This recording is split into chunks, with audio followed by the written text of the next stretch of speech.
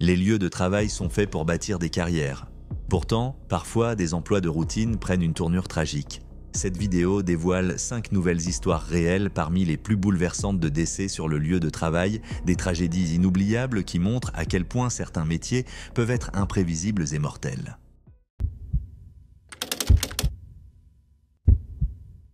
Le 6 juin 2024, aux alentours de 17 h, les secours ont été appelés à la fonderie Caterpillar de Mapleton dans l'Illinois. Un incendie s'était déclaré et à l'arrivée des premiers intervenants, la situation était déjà dramatique. Dalton Simmers, un ouvrier de 28 ans, avait perdu la vie dans l'incident. Dalton effectuait un transfert de métal en fusion. Le métal, chauffé à plus de 1426 degrés Celsius, 2600 degrés Fahrenheit, s'est soudainement renversé, le recouvrant en quelques secondes. Les témoins, impuissants, n'ont rien pu faire tant la chaleur extrême rendait toute survie impossible. De manière choquante, ce n'était pas le premier accident mortel survenu à la fonderie de Mapleton. En 2022, un autre ouvrier, Steven Dirks, était tombé dans une cuve de fer en fusion. Le médecin légiste avait décrit son décès comme immédiat en raison des températures extrêmes. Un an plus tôt, en 2021, Scott Adams, un entrepreneur, avait chuté à travers une ouverture non sécurisée dans le sol, entraînant une autre mort évitable. L'Occupational Safety and Health Administration, OSHA, l'agence américaine chargée de la sécurité au travail, avait déjà infligé une amende à Caterpillar après la mort tragique de Steven Dirks. Le montant s'élevait à 145 027 $, une somme jugée dérisoire face aux 50 milliards de dollars de revenus annuels de l'entreprise. Actuellement, l'OSHA enquête sur le décès de Dalton Simmers. Cependant, les précédentes actions de l'entreprise laissent entrevoir un schéma de négligence. Les ouvriers avaient signalé à plusieurs reprises des problèmes de sécurité, mais leurs avertissements avaient été ignorés. Dalton n'était pas qu'un simple employé. C'était un père dévoué, un compagnon et un ami. Il avait grandi à Havana, une petite ville de l'Illinois en difficulté. Malgré les défis qui l'entouraient, notamment la pauvreté et les mauvaises influences, il était resté concentré sur son avenir. Il était connu pour sa nature discrète et réfléchie. Malgré un environnement difficile, il avait toujours placé sa famille et ses proches au premier plan. Avant de rejoindre Caterpillar, Dalton enchaînait les emplois mal rémunérés, espérant que ce poste lui apporterait la stabilité dont il avait tant besoin. Il occupait un poste temporaire, avec l'ambition d'obtenir un poste à temps plein pour offrir une meilleure vie à sa fiancée, Lynn, et à leurs enfants. Mais son avenir a été brutalement interrompu. La vie semblait enfin lui sourire, mais tout s'est arrêté trop tôt. Ceux qui le connaissaient le décrivent comme l'une des personnes les plus altruistes qu'ils aient jamais rencontrées. Sa fiancée, Lynn, est dévastée. Elle et leurs enfants peinent à trouver les mots pour exprimer leur douleur, se rappelant à quel point ils tenaient à eux. Pour aider la famille endeuillée, une campagne GoFundMe a été lancée afin de couvrir les frais funéraires et soutenir ses enfants. La collecte a dépassé son objectif de 8 000 $, témoignant de l'amour et de la solidarité de la communauté. Mais la mort de Dalton n'était pas un simple accident. Elle s'inscrit dans un problème plus vaste lié à la fonderie Caterpillar de Mapleton. Un ancien employé a décrit des conditions de travail dangereuses et une culture toxique où signaler un problème de sécurité pouvait mener à des menaces et des représailles. Cet ouvrier a exprimé sa frustration, estimant que ces tragédies continuèrent de se produire parce que la direction refusait de faire de la sécurité une priorité. Il craignait que d'autres vies ne soient perdues sans changement significatif. Un exemple frappant concernait des échelles fragiles menant à des plateformes surélevées. Malgré de nombreuses plaintes, rien n'avait été fait jusqu'à ce qu'un ouvrier tombe et se fracture la jambe en 3 endroits. Les échelles n'ont toujours pas été remplacées. Un autre ancien employé a raconté qu'un jour de canicule, les ouvriers avaient reçu l'ordre de ne pas chercher d'aide médicale en cas de coup de chaleur sous peine de licenciement. Ces conditions étaient le quotidien des travailleurs de l'usine.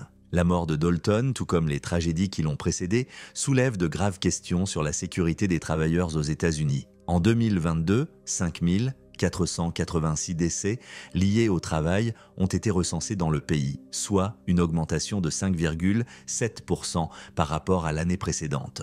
Plus de 50 000 travailleurs meurent chaque année d'exposition aux produits chimiques, tandis que près de 200 000 souffrent de maladies professionnelles. À Mapleton, pendant que les profits de Caterpillar explosaient, les ouvriers travaillaient dans des conditions périlleuses. Plutôt que d'améliorer la sécurité, l'entreprise a poursuivi ses activités sans conséquences majeures.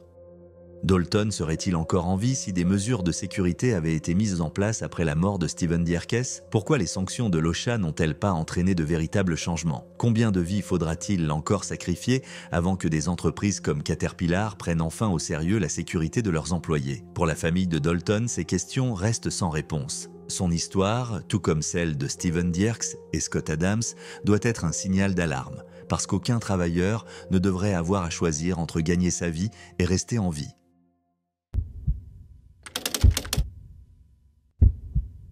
Le 7 octobre 2021, à Beccles, dans le Suffolk, Nathan Hook, un père de 34 ans, effectuait son service de nuit chez Maynard & Harris Plastics, où il travaillait comme machiniste depuis plusieurs années. Ce soir-là, il était dans l'atelier d'outillage, opérant un tour, une tâche de routine, qui n'aurait dû présenter aucun risque dans un environnement bien géré. Nathan utilisait une toile émerie pour lisser une pièce. La procédure correcte imposait d'utiliser un outil pour maintenir la toile, mais il l'appliqua à la main. Bien que les directives de l'entreprise interdisent cette méthode, rien ne prouvait que Nathan avait reçu une formation à ce sujet. La société n'avait pas communiqué les règles de sécurité essentielles, une négligence qui allait avoir des conséquences tragiques. Alors qu'il travaillait, la toile émerie s'est prise dans le tour en rotation, entraînant la manche de son sweatshirt dans la machine. En quelques secondes, Nathan s'est retrouvé piégé, subissant de graves blessures avant que quiconque puisse intervenir. Il n'avait aucune chance d'échapper à l'accident. Les autorités ont rapidement ouvert une enquête. La Health and Safety Executive, HSE, l'organisme britannique chargé de la sécurité au travail, a découvert que Maynard & Harris Plastics n'avait pas fourni de formation adéquate sur l'utilisation sécurisée du tour. Bien que Nathan ait probablement appris les bases de son métier au collège technique une décennie plus tôt, aucune formation de remise à niveau n'avait été dispensée durant son emploi. Les enquêteurs n'ont trouvé aucune preuve qu'il ait reçu des instructions précises sur l'utilisation de la toile émerie avec la machine. L'enquête a également mis en lumière de graves manquements en matière de sécurité. Aucun rapport d'évaluation des risques concernant l'usage de la toile émerie n'avait été établi, et aucune alternative plus sûre, comme l'utilisation d'un bâton pour appliquer la toile, n'avait été envisagée. Ces lacunes ont placé les procédures de sécurité de l'usine en violation des normes légales. En conséquence, Maynard & Harris Plastics a plaidé coupable de violation des lois sur la sécurité au travail. Le 5 décembre 2024, l'entreprise a été condamnée à une amende de 330 000 livres sterling, ainsi qu'au paiement de 4 373 livres de frais judiciaires. Pour la mère de Nathan, Jacqueline Castledine, la décision de la Cour a suscité des émotions mitigées. D'un côté, elle était soulagée que son fils soit reconnu exempt de toute faute, mais la douleur de sa perte restait insoutenable. Une enquête publique sur le décès de Nathan s'est tenue en novembre 2022. Le jury a conclu que l'absence de formation adéquate et la mauvaise communication des risques avaient probablement joué un rôle dans l'accident. L'assistant coroner, Dr Daniel Sharpstone, a déclaré que les pratiques de sécurité de l'entreprise étaient bien en deçà des attentes. Le jury a confirmé que Nathan utilisait la toile émerie lorsqu'elle s'est emmêlée dans le tour, provoquant son décès tragique. L'enquête a également révélé que Nathan n'avait jamais reçu de formation formelle ou informelle sur le tour au sein de Maynard & Harris Plastics. Ses superviseurs avaient supposé qu'il savait l'utiliser en se basant sur sa formation 10 ans plus tôt. Aucun dossier n'attestait d'une formation de mise à jour, ni de discussion sur les dangers liés à son travail. La perte de Nathan a été déchirante pour sa famille, en particulier pour son jeune enfant. Ce qui devait être un simple service de nuit s'est transformé en une tragédie inimaginable qui aurait pu être évitée avec des mesures de sécurité appropriées. Maynard & Harris Plastics a présenté ses condoléances, reconnaissant l'impact profond de la perte de Nathan sur l'entreprise et ses employés. Mais pour ses proches, aucune excuse ne pouvait réparer le mal causé. Si Nathan avait reçu une formation de sécurité à jour, serait-il encore en vie aujourd'hui ? Une meilleure communication sur les risques aurait-elle pu faire la différence ? Ces questions ne ramèneront jamais Nathan, mais elles doivent servir d'avertissement pour toutes les entreprises. Ignorer la sécurité au travail peut avoir des conséquences dévastatrices. L'histoire de Nathan met en lumière l'importance cruciale de la formation continue, de la communication des risques et du strict respect des protocoles de sécurité dans tous les lieux de travail. Sa mémoire demeure vivante auprès de ceux qui l'aimaient et son histoire doit inspirer le changement.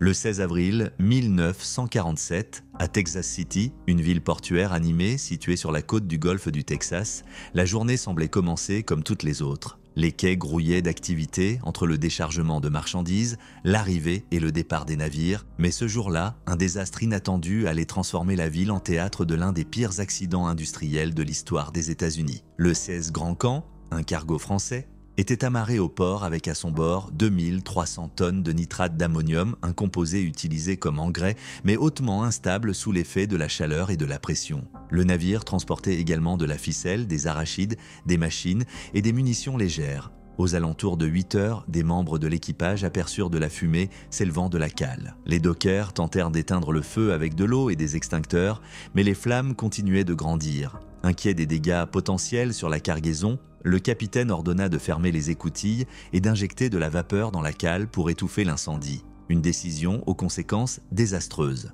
Le nitrate d'ammonium étant un comburant, la vapeur, au lieu d'éteindre le feu, aggrava la situation. À 8h30, la pression dans la cale devint si intense que les écoutilles furent soufflées, projetant un épais nuage de fumée jaune-orange dans le ciel. Le long du front de mer, des dizaines de curieux se rassemblèrent, inconscients du danger, pensant assister à un simple incendie de navire. Les pompiers volontaires de Texas City et les secouristes arrivèrent rapidement sur les lieux, s'efforçant désespérément de maîtriser la situation. Mais à 9h12, la catastrophe frappa. La cargaison du Grand Camp explosa dans une détonation titanesque.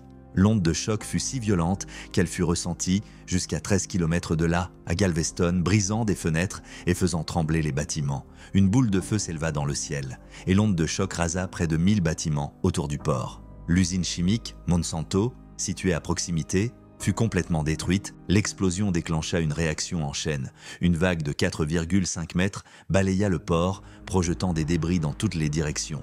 L'ancre du Grand Camp, un immense morceau d'acier, fut propulsé à plus d'1 kilomètre de distance, creusant un cratère profond à l'endroit où elle s'écrasa. L'onde de choc fit même s'écraser 2 avions volant à proximité. Pendant ce temps, la ficelle et les cargaisons enflammées pleuvaient sur la ville, allumant des incendies dans les raffineries et les réservoirs de produits chimiques environnants. Les pertes humaines furent terribles. Au moins 581 personnes périrent, dont presque tous les pompiers volontaires de Texas City. Plus de 5000 personnes furent blessées, certaines brûlées grièvement, d'autres coincées sous des décombres. Plus de 500 maisons furent détruites, laissant des milliers de personnes sans abri. 1100 véhicules furent endommagés et 362 wagons de fret furent pulvérisés. Les pertes financières dépassèrent 100 millions de dollars, soit l'équivalent de plus d'1 milliard de dollars aujourd'hui. Alors que les secours fouillaient les ruines, une autre menace se profilait. Un second cargo, le SS High Flyer, était amarré non loin. Il contenait également du nitrate d'ammonium.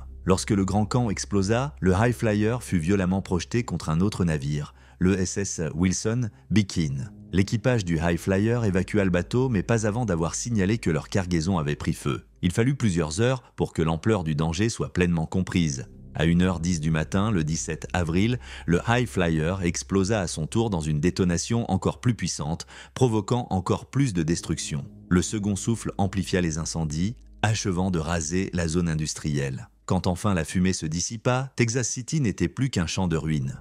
Les raffineries de pétrole, les usines chimiques et les infrastructures portuaires avaient été anéanties. Les survivants gardèrent en mémoire le chaos et l'horreur de ce jour maudit. Ernestine Garza Moreno, une jeune fille de 17 ans, se réveilla entourée de décombres, réalisant qu'elle était la seule survivante parmi ceux qui l'entouraient. Billy Bell Lambert, un garçon de 12 ans, resta coincé sous sa maison effondrée pendant des heures, grièvement blessé mais miraculeusement vivant.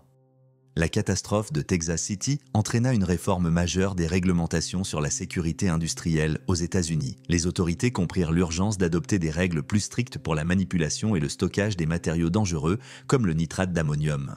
Les entreprises touchées par la tragédie reconstruisirent leurs installations, mais les souvenirs de cette journée tragique ne s'effacèrent jamais.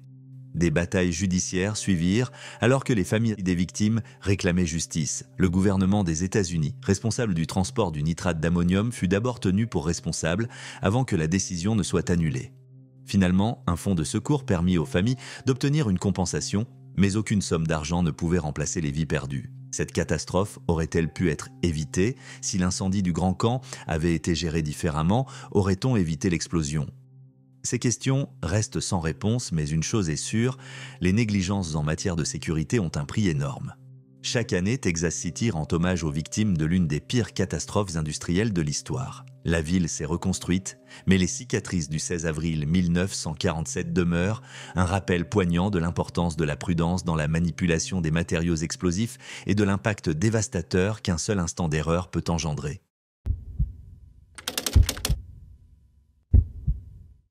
Le 20 février 2019, à Sling, dans le Gloucestershire, Martin Simmons, un ouvrier d'usine de 38 ans, effectuait son service habituel chez Capital Metals. Son travail consistait à superviser le processus de broyage des pneus en les chargeant sur un tapis roulant et en surveillant les morceaux déchiquetés traverser le système. Il s'agissait d'une tâche qu'il avait réalisée d'innombrables fois auparavant. Mais tragiquement, ce jour-là allait être son dernier.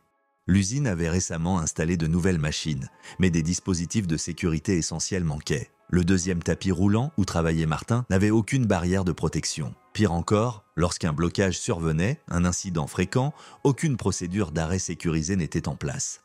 Les employés devaient dégager les obstructions pendant que la machine était toujours en marche, une pratique dangereuse qui mettait tous les travailleurs en péril. Ce jour-là, en tentant de retirer un débris coincé, Martin se retrouva soudainement en danger de mort. Son collègue, Jack Major, travaillait à proximité lorsqu'il entendit Martin crier de douleur. Se retournant, il vit Martin agenouillé dans une position anormale, son bras coincé dans la machine, son cou dangereusement proche des pièces en mouvement. Jack réagit immédiatement en frappant le bouton d'arrêt d'urgence avant de courir chercher de l'aide. D'autres employés accoururent, tandis qu'un appel aux urgences était lancé. Gary King, le directeur général de l'usine, arriva sur place et trouva Martin inconscient, le bras bloqué entre une poulie et le tapis roulant. Suivant les instructions de l'opérateur d'urgence, Gary pratiqua une réanimation cardio-pulmonaire, espérant le maintenir en vie jusqu'à l'arrivée des secouristes. Quelques minutes plus tard, les équipes médicales arrivèrent et s'activèrent pour libérer Martin de la machine. Ils utilisèrent des outils de découpe, mais son état s'était déjà aggravé. Un hélicoptère médicalisé fut dépêché pour le transporter à l'hôpital Southmead de Bristol. Malgré les efforts des médecins, ses blessures étaient trop graves. Son artère cervicale avait été écrasée, entraînant des lésions cérébrales irréversibles. Pendant 15 jours, Martin fut maintenu en vie artificiellement. Sa fiancée, Tina Simmons, fut confrontée à une décision déchirante. Le couple préparait leur mariage, mais au lieu d'une célébration remplie de bonheur, Tina se retrouva à son chevet en robe de mariée pour lui dire adieu une dernière fois.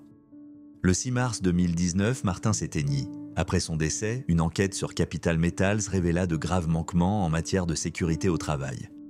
Les machines avaient été installées sans protection adéquate et aucune procédure claire n'avait été mise en place pour gérer les blocages. Les employés devaient composer avec ces dangers, créant ainsi un accident inévitable. Le directeur de l'entreprise, Kyle Gittings, fut poursuivi en justice pour manquement à la sécurité des travailleurs. Lors du procès, il admit sa responsabilité quant aux conditions dangereuses de l'usine, mais nia toute négligence grave. Finalement, il fut reconnu coupable d'avoir violé les réglementations en matière de santé et sécurité, mais ne fut pas condamné pour un délit plus grave. Il reçut une peine avec sursis, fut condamné à 100 heures de travail d'intérêt général et écopa d'une amende de 2500 livres sterling. Au cours des audiences, l'enregistrement de l'appel aux urgences fut diffusé, plongeant la salle dans l'émotion. Gittings éclata en sanglots et plusieurs jurés furent visiblement bouleversés. Mais pour la famille de Martin, aucune décision de justice ne pouvait effacer leur douleur. Sa mère, Janet, le décrivit comme un homme gentil et apprécié de tous. Sa sœur, Laura, exprima son chagrin, affirmant que sa mort aurait pu être évitée si des précautions avaient été prises. Martin avait tant d'années devant lui, son 40e anniversaire, voir son fils grandir, des moments qu'il ne vivra jamais. Cette affaire mit en lumière les dangers liés à la négligence en matière de sécurité au travail. Et si l'usine avait installé les protections nécessaires, et si l'arrêt des machines avant toute intervention était une procédure standard? Martin serait-il encore en vie aujourd'hui? Ces questions restent en suspens, servant de rappel tragique qu'une simple omission peut mener à des conséquences dévastatrices.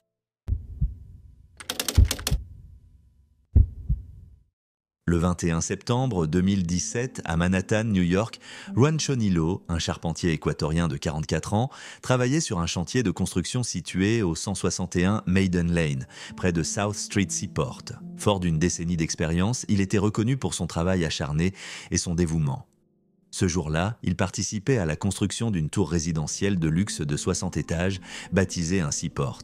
Mais un drame survint, bouleversant tout en un instant.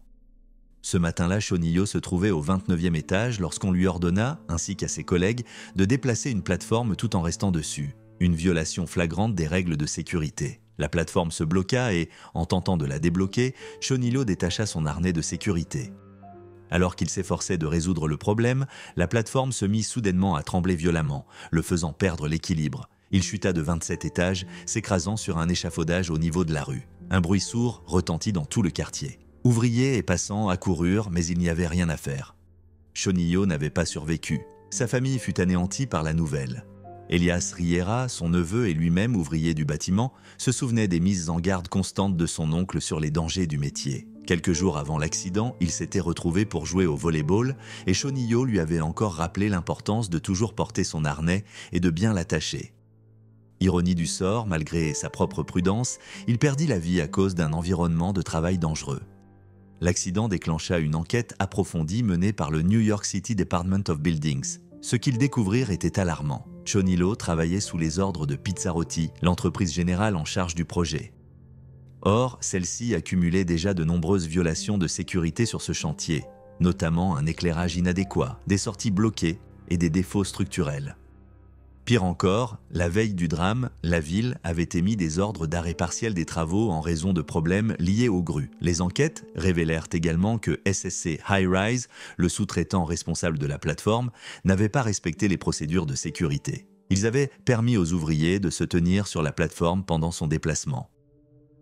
Une infraction majeure aux réglementations. Leur négligence directe avait conduit à l'accident mortel. Les sanctions furent sévères. En 2018, SSC High-Rise plaida coupable pour des charges liées à la mort de Chonillo. L'entreprise avait un passif de manquement à la sécurité, notamment des déclarations de paie sous-estimées pour éviter de payer les assurances. Elle fut condamnée à une amende de $10 000 et a versé $842 000 en indemnisation à la famille de Chonillo. Mais aucune somme d'argent ne pouvait le ramener à la vie. Au-delà des sanctions, cette tragédie révéla un problème plus profond dans l'industrie du bâtiment. À New York, les accidents de chantier étaient devenus alarmants. Des mois avant la mort de Chonillo, Pizzarotti avait déjà été signalé pour des conditions de travail dangereuses sur ce même site. Malgré ces avertissements, le projet avait continué, privilégiant la rapidité au détriment de la sécurité des travailleurs. Après l'accident, le chantier fut mis en pause, laissant la tour inachevée comme un terrible rappel de ce qui s'était passé. La plateforme d'où Chonillo était tombée, ainsi que l'échafaudage sur lequel il s'était écrasé, devinrent les symboles d'un système qu'il avait abandonné. Même après cette affaire, les morts sur les chantiers de construction continuèrent. En 2022, au moins 9 ouvriers perdirent la vie à New York, dont 5 à la suite de chutes d'échafaudage ou de structures similaires. Ces décès révélaient un schéma de négligence dépassant une seule entreprise ou un seul projet, c'était un problème systémique. La mort de Chonillo était évitable. Si les protocoles de sécurité avaient été respectés, il serait sans doute encore en vie. Son histoire illustre tragiquement les conséquences mortelles des raccourcis pris dans le bâtiment. Pour sa famille, la perte est incommensurable. Pour l'industrie, c'est une tragédie de plus dans une longue série d'avertissements ignorés. Combien de vies faudra-t-il encore perdre avant qu'un véritable changement ne soit opéré ?